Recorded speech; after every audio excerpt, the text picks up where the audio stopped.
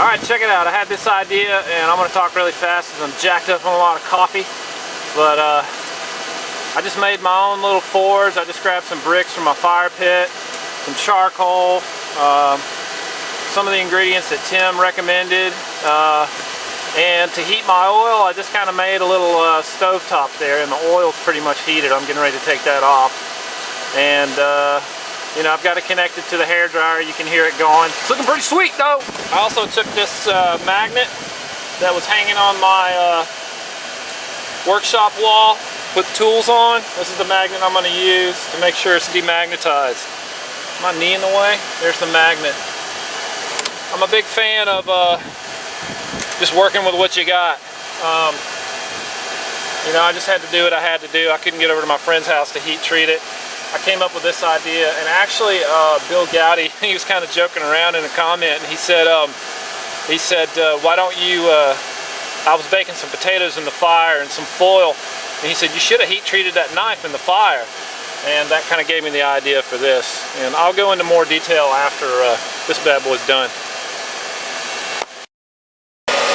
So here we are. I believe this is the final update. Finally. Man, I had a time heat treating this sucker, and it was actually pretty fun. I had to think outside the box, as it were. I had to shift the paradigm. Sometimes you got to shift that paradigm.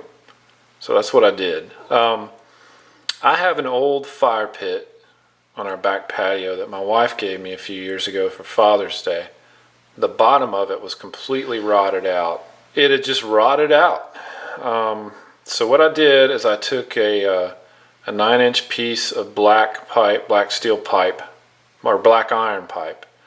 I put a black iron elbow on it, and then I put the elbow and the black steel or the iron pipe under the fire pit. Put the elbow through the hole in the bottom, and then I shoved the elbow in between the grates on the grill that came with the fire pit, and then I sort of just kind of hammered them together so that the elbow would fit snugly in there. I then attached a PVC elbow to that 9-inch piece of black iron pipe, and then I attached about a 2-foot long piece of PVC to that PVC elbow. Then I attached a hair dryer to that. I put the hair dryer on the PVC with masking tape. I then set the hair dryer on cool with another piece of masking tape. I took some thick pieces of maple. I took some thick pieces of maple that I had from my brick fire pit that I built, and I put those around the portion where the elbow was sticking up out of the grate. I then took another smaller piece of black iron pipe and stuck the steel in it, set that on top of all that, and then I poured charcoal on top of it. Then I took some fireproof bricks from my fire pit and put that around to create sort of a kiln slash firewall, and you guys can kind of see that in the previous bits that I shot. So that's what I did, and it worked. It worked. I was really pleased, and I had to do a lot of hustling. And I figured out some things. I can definitely heat treat as much as I want now. I know what I did right, I know what I did wrong, and the next time I will fix it. So I will definitely be making some more blades. I don't think I'll make a career out of it, but I'm definitely going to do, there's a handful that I'd like to do for friends and family. This particular knife, it will be passed down to my son once he's old enough and responsible. She's not pretty by a lot of people's standards. There's lines, there's scratches, there's scuffs. I really just don't care. It's a bushcraft knife. It's a woods knife, and I did a forced lemon patina on it. I just stuck it in a lemon and let it sit there for about an hour, and this is what I got, and I like it. It looks old. It looks well used, and I really dig it. I'm pretty pleased. The convex edge is good.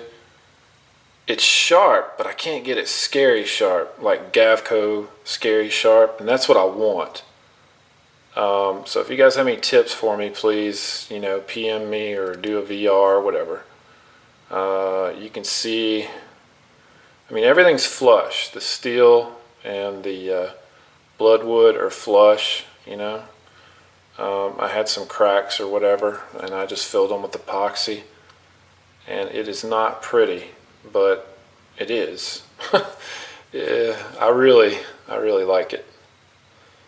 See the grain in the bloodwood. There's all kinds of scratches and scuffs from the sandpaper, and I could have buffed them out and made them look all pretty, but I didn't want to do it. And that's a nice edge. I like the edge. I sharpened it with the Lansky turnbox, the white and black ceramic rods, and then or the black and white, the white being the finer. And I actually used the underside porcelain on a toilet tank, the lid.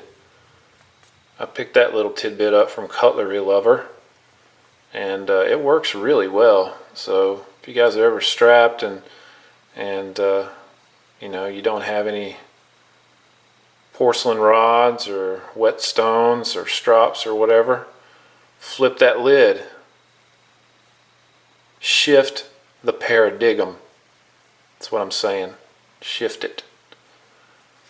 So I'm pleased as punch, kids. I really am. Not pretty, but beautiful, if that makes any sense. Cosmetically, I just didn't spend a whole lot of time on the steel. I wanted it to look rowdy, and it does. You can see all the scratches. It's imperfect by a long shot, but I'm not trying to make perfection. That's God's job. I'm imperfect, and I know it, and I can't make perfect things, and that's fine with me.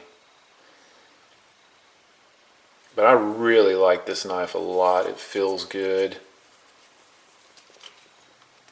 That choil is great. The jimping's great.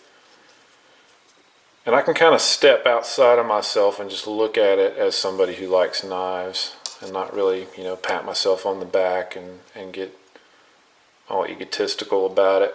I just think it's really cool. It's punk rock, that's what it is. Old school punk rock, not this new jibber jabber these kids listen to. I'm talking about the real deal.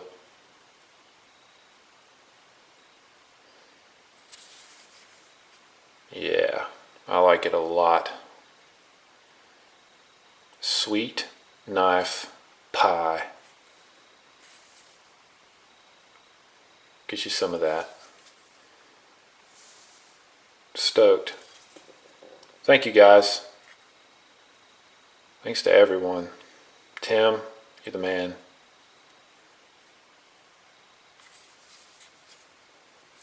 Y'all take care. This is Grubkat. God bless.